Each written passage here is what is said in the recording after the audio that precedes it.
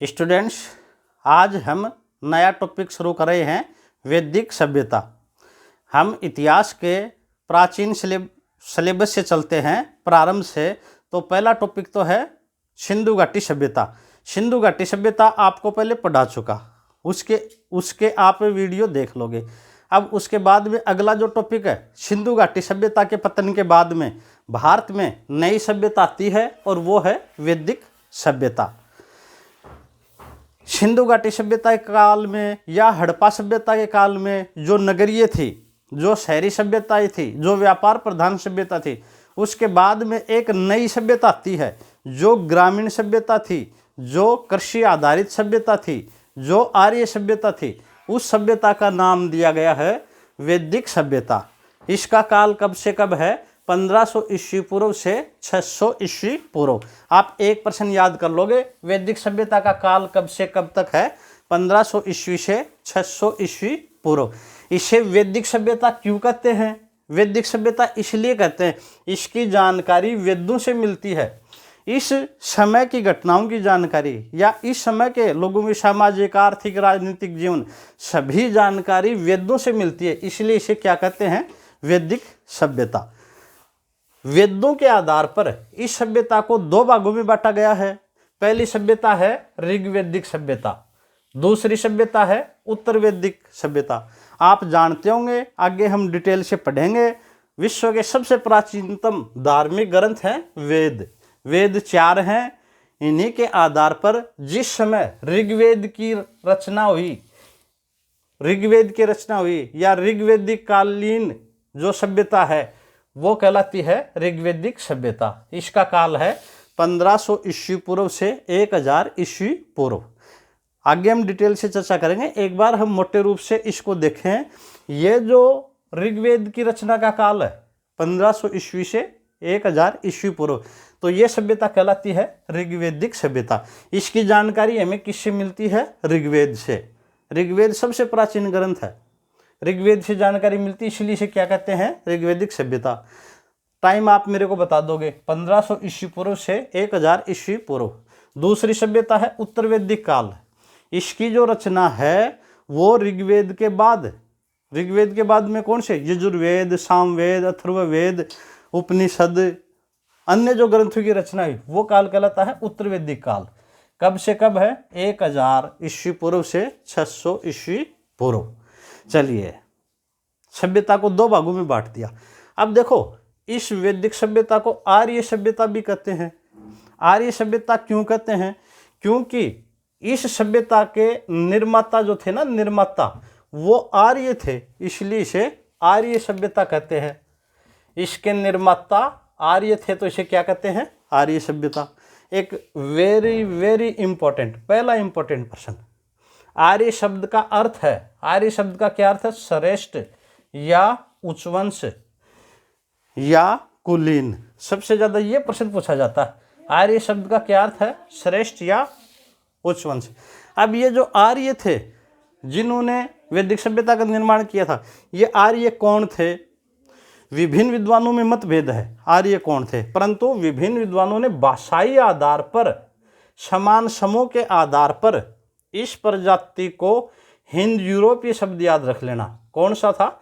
हिंद यूरोपीय या Indo German, Indo Aryan या आर्यन आदि कहा जाता है। इंपोर्टेंट करेंगे हिंद यूरोपीय। हिंद यूरोपीय भाषाओं में वैदिक संस्कृत एक प्राचीनतम भाषा है और इसका जन्म भारत के बाहर हुआ था। अब एक प्रश्न आपके एग्जाम में यहाँ से आएगा निश्चित रूप से, मूल निवास स्थान, कन्फर्म प्रश्न आएगा। आर्यों का मूल निवास स्थान क्या था? विभिन्न विद्वानों में मतभेद है। सबसे इंपॉर्टेंट मत है डॉक्टर संपूर्णानंद तथा अविनाश चंद्र दास। ये आर्यों का मूल निवास स्थान बताते हैं सप्तसिंधु प्रदेश। बिल्कुल याद कर लेना, वेरी वेरी इंपॉर्टेंट। सप्तसिंधु प्रदेश किसने बताया? डॉक्टर संपूर्णानंद तथा अविनाश चंद्र ने। सप्तसिंधु भारत का ही क्षेत्र था, तो ये भारत के मूल निवासी थे। डॉक्टर अविनाश चंद्र की पुस्तक है ऋग्वैदिक इंडिया, उसमें बताया गया है सप्तसिंधु प्रदेश 4 बार इंपॉर्टेंट लगा के लिखो, ये एग्जाम में आएगा। जर्मन विद्वान का नाम है मैक्स मुल्लर। मैक्स मुल्लर ने मध्य एशिया का बताया, सबसे इंपॉर्टेंट है, शब्दछंद से भी इंपॉर्टेंट है। मध्य एशिया किस पुस्तक में बताया है? Lectures on the science of languages. तो आप बताओगे जर्मन विद्वान मैक्स मुल्लर ने कहाँ का बताया? मध्य एशिया का। दोनों इंपॉर्टेंट है। तीसरा है प्रोफेसर गाइल्स। प्रोफेसर गाइल्स ने तुलनात्मक भाषा विज्ञान के आधार पर और भौगोलिक आधार पर बताया है क्या? डेन्यूब नदी घाटी। डेन्यूब नदी घाटी। एक इम्पोर्टेंट है गंगानाथ झा। गंगानाथ झा ने क्या बताया? ब्रह्म ऋषिदेश। ब्रह्म ऋषिदेश। बाल गंगाधर तिलक। बाल गंगाधर तिलक ने क्या बताया? उत्तरी ध्रुव। ऋग्वेद में ऐसी स्थिति का वर्णन किया है जहाँ 6 माह दिन और 6 माह रात का वर्णन है। तो इस आधार पर बाल गंगाधर तिलक ने इनको क्या बताया? आर्यों का मूल निवास स्थान उत्तरी ध्रुव है। बाल गंगाधर तिलक की पुस्तक थी the Arctic home of Aryans. Rajbali Pandey ये बताते हैं मध्य एशिया। राजबली पांडे क्या बताते हैं? मध्य एशिया। दयानंद सरस्वती बताते हैं तिब्बत। इनके अलावा और भी बहुत से मत हैं, जैसे पेंका, एक विद्वान होता पेंका, उन्होंने बताया जर्मनी। मूल निवास स्थान क्या बताया? जर्मनी।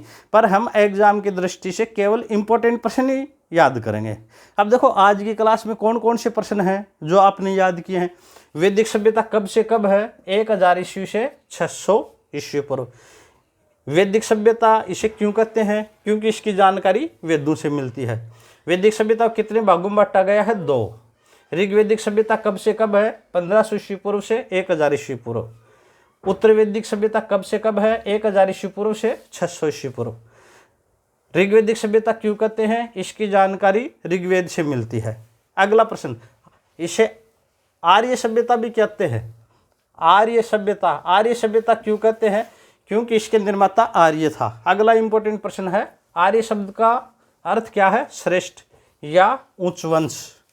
अगला प्रश्न है मूल निवास स्थान। शब्दछंद प्रदेश किसने बताया? डॉक्टर संपूर्णानंद और अविनाश चंद्र ने। मध्य एशिया सबसे इंपॉर्टेंट, मध्य एशिया किसने बताया? जर्मन विद्वान मैक्स मुल्लर ने। मैक्स मुल्लर की पुस्तक बताओ, lectures on the science of language. Professor Giles ने क्या बताया? डेन्यूब नदी घाटी। डेन्यूब नदी घाटी। किस आधार पर? तुलनात्मक भाषा और भौगोलिक आधार पर। एक ये पंडित गंगानाथ झा, ब्रह्म ऋषिदेश, ये तो ब्रह्म ऋषिदेश है, ये भारत का ही प्रदेश है ब्रह्म ऋषिदेश। आगे अगली क्लास में करेंगे इस पर डिटेल से। ब्रह्म ऋषिदेश और शब्दछंद दोनों ही भारतीय प्रदेश हैं। तो पंडित गंगानाथ झा ने भी ब्रह्म ऋषिदेश बताया है।